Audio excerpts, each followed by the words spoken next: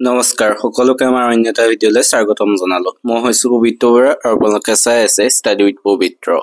যি ADRE result ইতিমধ্যে ঘোষণা কৰিলে আৰু যোৱাকালি এডিআৰই সম্পৰ্কত লাইভত মুখ্যমন্ত্ৰীগৰাকীয়ে নতুন কিছুমান তথ্য দিছে। গতিকে কি কৈছে সেই সম্পৰ্কে আজি ভিডিঅ'টোত আলোচনা কৰিম। গতিকে সকলোৱে ভিডিঅ'টো শেষলৈকে চাব। যিসকলে আমাৰ চেনেলটো এতিয়াও সাবস্ক্ৰাইব কৰা নাই সেই সকলে চেনেলটো সাবস্ক্ৰাইব কৰি বন্ধু বান্ধৱীৰ সৈতে শ্বেয়াৰ কৰি দিব। যি ৰিজাল্টৰ গ্ৰেড 4ৰ যি ভাইভা সেই ভাইভা কেতিয়া অনুষ্ঠিত হ'ব আৰু গ্ৰেড 3ৰ যি স্কিল টেষ্ট এই সমূহ কেতিয়া হ'ব এই সম্পৰ্কে তেখেতে জনায়। আৰু যি আমাৰ পুনৰ আকৌ এডিআৰই যি গ্ৰেড 3 গ্ৰেড 4 পোষ্ট ওলাব সেই পোষ্টসমূহ কেতিয়া ওলাব সেই সম্পৰ্কত তেখেতে লাইভটোত জনায়। গতিকে আহক তেখেতে কি কয় চাওঁ আমি। এডিআৰই ৰিজাল্ট দিলে মই অত্যন্ত আনন্দিত যে তৃতীয় আৰু চতুৰ্থ শ্ৰেণীৰ ৰিজাল্ট দিয়াৰ পিছত সকলোৱে এটা কথা স্বীকাৰ কৰিছে যে এই ৰিজাল্ট মেৰিটৰ আধাৰত হৈছে, মেধাৰ ভিত্তিত হৈছে। আৰু সঁচাকৈ চৰকাৰী চাকৰি আমি মেধাৰ ভিত্তিত দিয়াৰ বাবে প্ৰতিশ্ৰুতিবদ্ধ। এতিয়া কোনোবাই মোক কৈছে মামা কাট অফ নম্বৰ বহুত হ'ল। কাট অফ নম্বৰটো চৰকাৰে নিয়ন্ত্ৰণ নকৰে। যদি 3000 পোষ্ট থাকে আমি 2জন কৰি বা 3জন কৰি উত্তীৰ্ণ প্ৰাৰ্থীক মাতো। 3000 পূৰণ 2, 3000 পূৰণ 3, 9000। মেৰিট মতে 9000 নম্বৰটো আহি যোৱাৰ লগে লগে 9000 নম্বৰ লাভ কৰা ব্যক্তিজনৰ যিটো নম্বৰ সেইটোৱে কাট অফলৈকে ৰূপান্তৰিত হয়। কাট অফ কোনেও বনাই নিদিয়ে।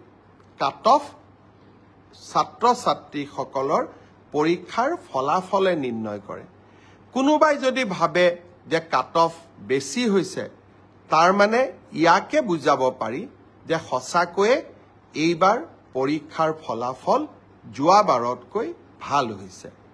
অসম পুলিচৰো দ্বিতীয় কাট অফ নোলায়, কিন্তু বছৰটোৰ শেষৰ ফালে আমি আকৌ নতুন অসম পুলিচত খালী হৈ থকা পোষ্টসমূহ আমি এডভাৰটাইজ কৰিম।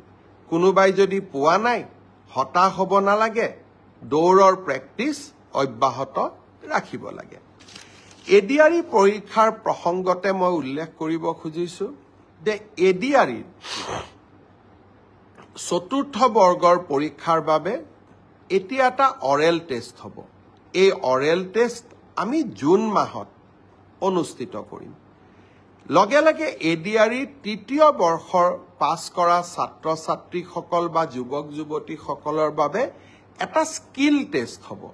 সেই স্কিল টেষ্টটো আমি অহা জুন মাহত আমি আৰম্ভ কৰিম।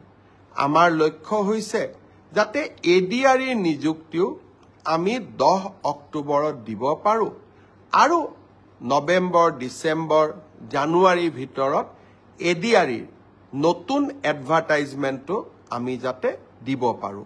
অৰ্থাৎ আমি আমাৰ যুৱক যুৱতীসকলৰ মাজত আশাৰ বন্তি গছি আমি জ্বলাই ৰাখিব খুজিছোঁ।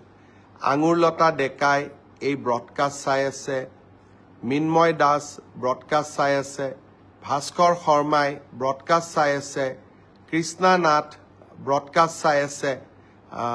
মই সকলোকে ধন্যবাদ জনাইছোঁ। মই এতিয়া আৰু কেইটামান সৰু সৰু ইনফৰমেশ্যন আপোনালোকক দিব খুজিছোঁ।